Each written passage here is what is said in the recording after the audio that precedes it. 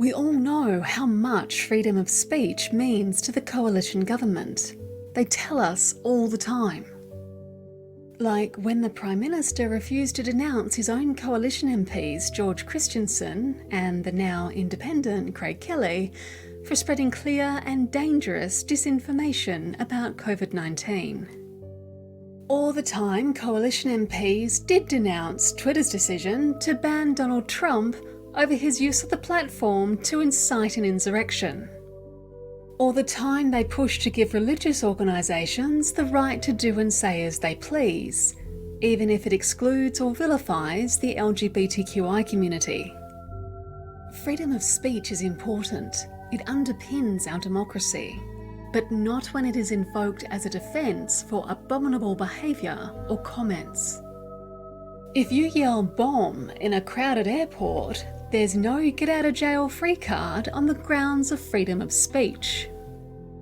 If you defame someone, you pay for it, regardless of freedom of speech. And freedom of speech is not a partisan affair, unless you're the Liberal National Coalition.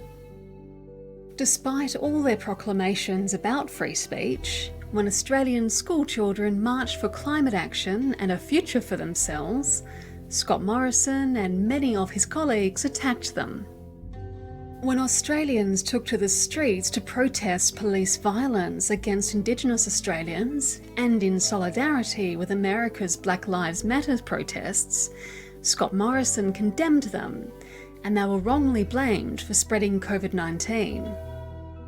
Of course, when anti-lockdown protests were held, actually putting people's health at risk, crickets from the government. Even worse, in spite of its rhetoric, this government continues to actively work against freedom of speech. Raiding journalists' homes for doing their jobs does not represent freedom of speech in a full democracy.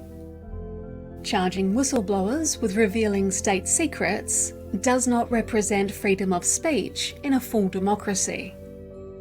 Carrying out secret trials of those same whistleblowers does not represent freedom of speech in a full democracy. Government interference in the independence of the nation's public broadcaster does not represent freedom of speech in a full democracy. Ignoring freedom of information laws does not represent freedom of speech in a full democracy. Denying phones to refugees whom we have imprisoned in contravention of the United Nations Charter on Refugees that we wrote does not represent freedom of speech in a full democracy. And importantly, shutting down debate in our federal parliament does not represent freedom of speech in a full democracy. Increasingly, this government has been hiding behind a standing order introduced at a time when there was no time limit on speeches. Rather than honouring the intent of one of Australia's Federation leaders and one of the principal authors of the Constitution, the government has used this standing order hundreds of times to gag debate, avoid accountability, and silence opposition.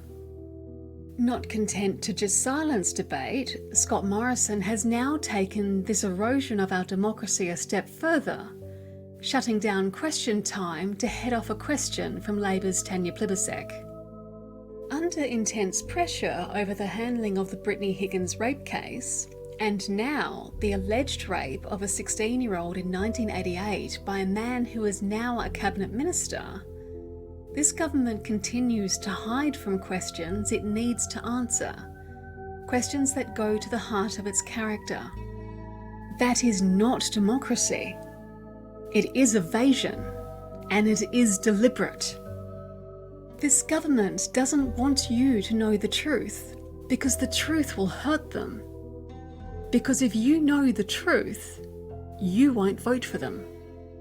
Freedom of speech is only important to them if it suits their narrative. And if you didn't vote for them, they don't want to know you. Freedom of speech matters, not just for this coalition government, but for us all. We deserve a parliament and a government that puts freedom of speech above partisan politics. Our democracy depends on it.